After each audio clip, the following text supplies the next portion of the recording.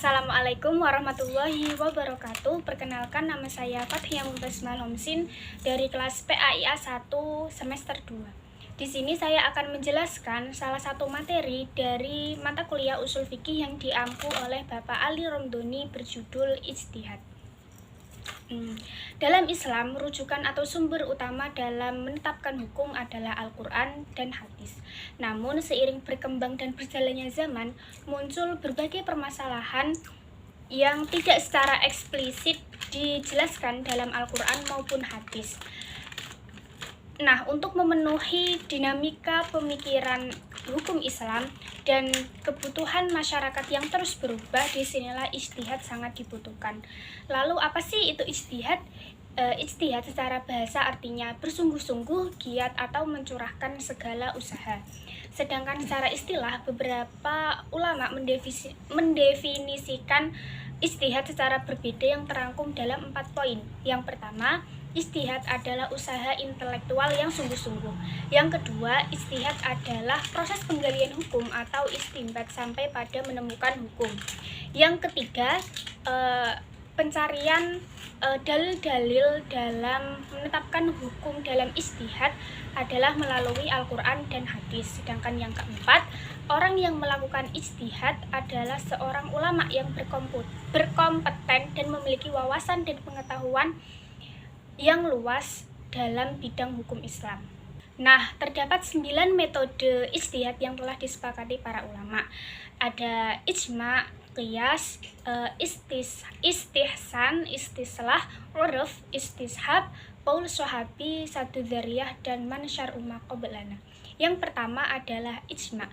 Ijma' adalah kesepakatan para mujtahid dari kaum muslimin setelah wafatnya Rasulullah SAW terhadap suatu hukum syara' tentang suatu peristiwa. Contohnya, pada zaman Rasulullah SAW mengumandangkan adzan dan iqamah ketika sholat Jumat hanya 1 kali. Namun ketika pada zaman Khalifah Utsman bin Affan mengumandangkan adzan dan iqamah ketika sholat Jumat 2 kali karena semakin banyaknya jumlah penduduk dan jauhnya jarak mereka dari masjid. Yang kedua, ada qiyas. Qiyas adalah menganalogikan atau menyamakan suatu masalah yang belum dinas dalam Al-Quran dengan suatu permasalahan yang sudah dinas dalam Al-Quran karena adanya kesamaan ilat atau sebab. Contohnya, hukum narkotika tidak dijelaskan dalam Al-Quran maupun hadis.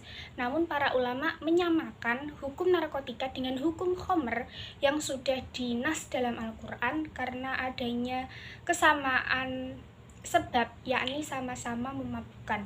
Yang ketiga ada istihsan. Istihsan adalah berpindahnya seorang mujtahid dari suatu hukum yang telah ditetapkan dari qiyas dan kaidah umum sesuai dengan kebutuhan, kemaslahatan atau kebaikan umat. Contohnya, dalam kaidah umum, Islam mengharamkan melihat aurat orang lain kecuali mahram atau pasangannya.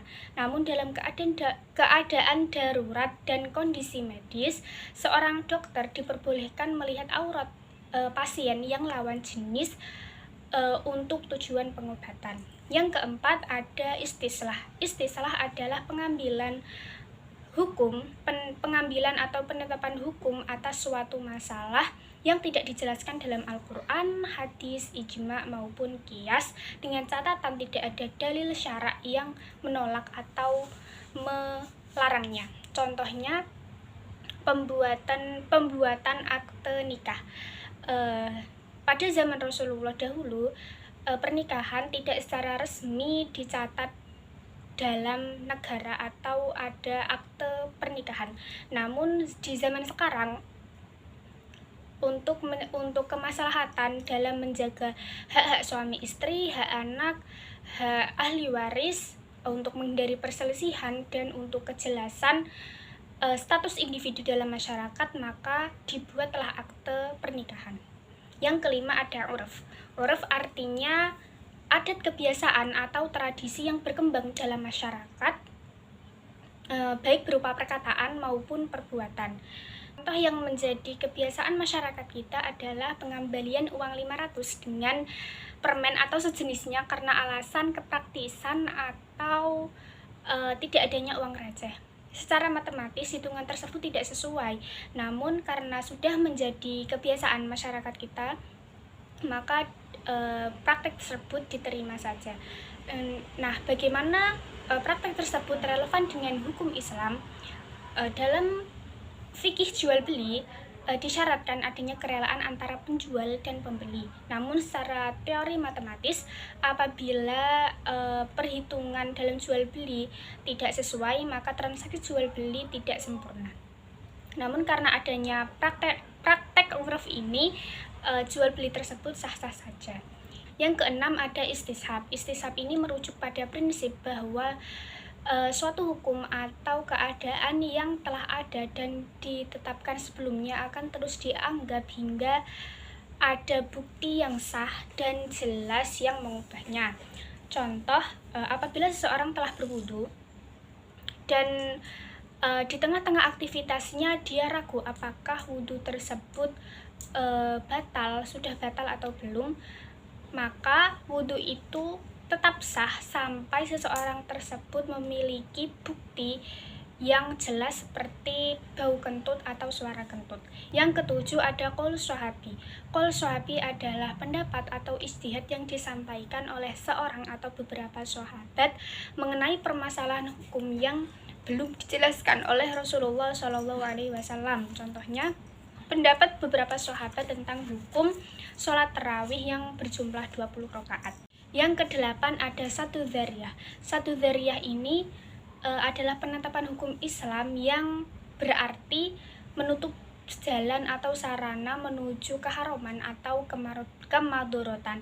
Intinya, meskipun suatu perbuatan hukum asalnya boleh, namun apabila perbuatan itu menjerumuskan pada kemadorotan atau keharaman, maka perbuatan tersebut menjadi haram juga. Contohnya berhalwat atau berduaan dengan lawan jenis. Hukum asal berhalwat itu sebenarnya tidak langsung diharamkan, namun karena berhalwat atau berduaan dikhawatirkan mengantarkan pada zina, maka berhalwat dihukumi haram. Yang kesembilan atau yang terakhir ada syar'u man qablana.